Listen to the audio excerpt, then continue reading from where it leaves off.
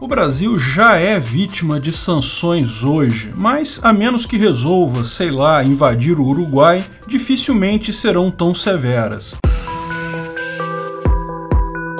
Esse é o Visão Libertária, sua fonte de informações descentralizadas e distribuídas. A Rússia invadiu covardemente a Ucrânia em fevereiro deste ano. Como resposta, muitos governos, empresas e até indivíduos decidiram impor sanções econômicas à Rússia. Sanções econômicas são um mecanismo pelo qual tais pessoas, organizações, empresas, países ou blocos de países decidem não fazer mais negócios ou dificultar os negócios com outras pessoas, organizações, países, etc. Falamos em mais detalhes sobre as sanções contra a Rússia no vídeo A Justiça Libertária é nossa melhor aposta para resolver o problema da agressão de Putin. A Rússia está vendo sua economia ser destruída totalmente por essas sanções, o que aumenta muito a pressão sobre Putin para encerrar essa guerra trágica e sem sentido. Ninguém questiona a justiça das sanções contra a Rússia, mesmo do ponto de vista libertário, mas uma preocupação ronda a cabeça de muitos brasileiros: a possibilidade do Brasil ser sancionado por outros países da mesma forma que a Rússia está sendo.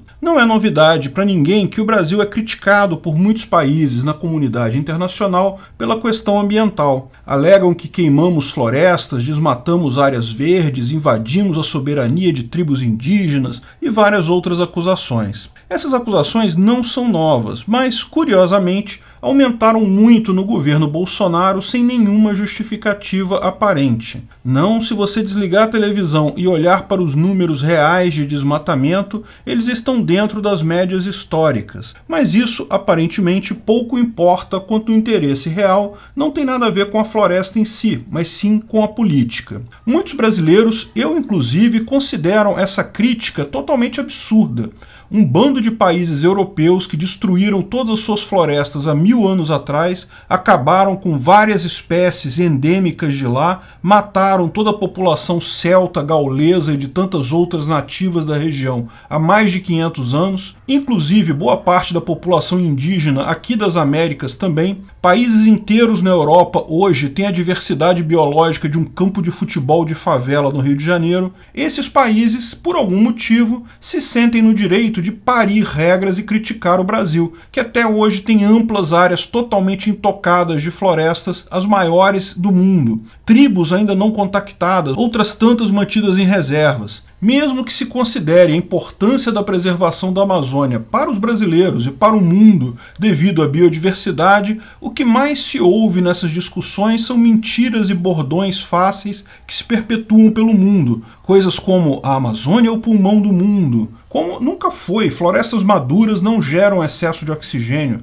Por que insistem nessas mentiras? Por que tantos artistas usam fotos de incêndios em outros países para criticar o Brasil? O fato dessas mentiras continuarem a ser divulgadas como parte de uma campanha publicitária mesmo contrária faz muito suspeitar por aqui que os interesses europeus e americanos são distintos dos descritos. Preservar a floresta é importante, nós brasileiros concordamos com isso, mas a grande dúvida é: será que é esse mesmo interesse dos europeus e americanos? Porque podem haver outros interesses aí. São conhecidas várias reservas minerais e até de petróleo na região. Outras tantas são inferidas e não podem ser confirmadas justamente devido a regras ambientais extremamente restritas. Será que o objetivo seria evitar que o Brasil se aposse desses tesouros? Será que o objetivo é evitar o crescimento econômico do Brasil, que poderia concorrer de frente com países hoje muito ricos? Será que é o interesse de manter a área desabitada para facilitar uma futura invasão da Amazônia por estrangeiros? Bom, essas questões são legítimas de muitos brasileiros. As mentiras que ouvimos na mídia internacional sobre nosso país, de fato,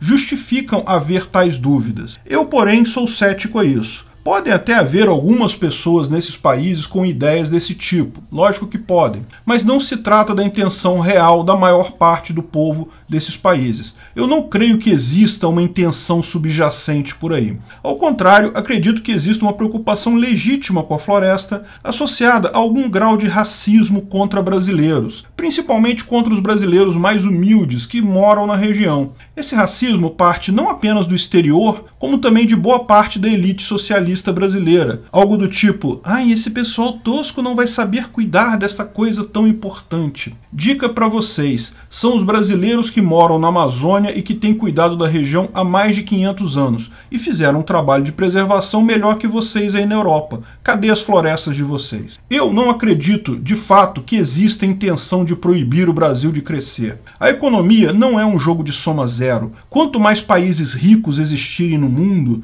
todos os demais se beneficiam também. Um Brasil rico implicaria em mais riqueza no mundo, inclusive para os outros países ocidentais. Há muito tempo, ideias absurdas como a teoria dos lucros decrescentes, que dizia que alguns países têm que continuar agrários para permitir que outros países se industrializem, já foram refutadas. Veja o vídeo Por que ninguém discute a teoria dos mercados em retração sobre isso. Riquezas minerais na Amazônia, se puderem ser exploradas, enriquecem não apenas o Brasil, mas o mundo todo. Invadir a Amazônia é absolutamente inviável do ponto de vista militar, cultural e político. Sem contar que seria economicamente absurdo. Portanto, eu não compartilho esses receios que afligem tantos brasileiros. Ainda assim, acho injustas as críticas direcionadas ao Brasil por alguns políticos, particularmente os europeus. Parecem querer, de fato, achar um inimigo externo para atiçar um sentimento nacionalista do seu povo e ganhar votos, distraindo da atenção do fato de que esses países poluem muito mais, destroem o meio ambiente muito mais do que o Brasil.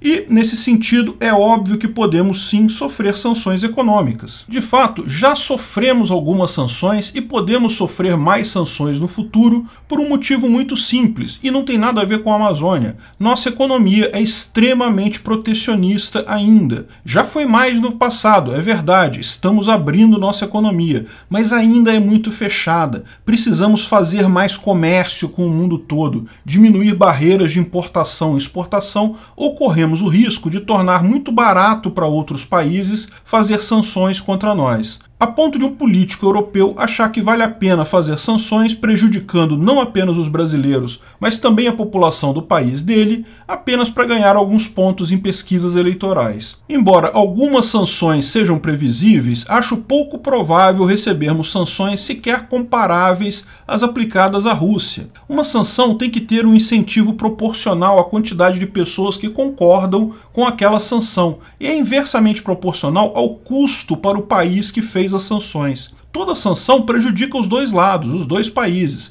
As sanções contra a Rússia estão machucando a Europa também, os Estados Unidos, não há dúvidas. Mas se as sanções estão machucando a Europa, estão destruindo completamente a Rússia, porque ela está isolada da maior parte do comércio internacional. Essas sanções só têm efeito porque muitos países, a maior parte do PIB mundial, adotaram tais sanções. Particularmente os países mais livres, mais fortes economicamente e que fazem mais comércio. A Rússia cometeu um crime real, merece cada centímetro dessas sanções e muito mais. Invadiu um país por decisão absurda para anexação territorial, sem justificativa alguma do maluco que está sentado na cadeira do ditador. O Brasil tem sua cota de besteiras por aí, mas são qualitativamente diferentes. Portanto, sofrer algumas sanções é meio que inevitável, a gente só vai se livrar disso crescendo economicamente e abrindo nossa economia, mas dificilmente seriam sanções tão severas. Agora, não espere também que será a Rússia que irá nos livrar de sanções. Primeiro porque está enganado quem confia em Putin por qualquer motivo, ele já deu mostras de ser traiçoeiro. Segundo porque, mesmo que ele queira, a Rússia desapareceu do mapa econômico. Vai voltar 80 anos no passado, não vai poder ajudar ninguém em nada por um bom tempo. Aliás, seria muito melhor para o Brasil participar dessas sanções também. Estaria do lado certo da história e ganharia mais um motivo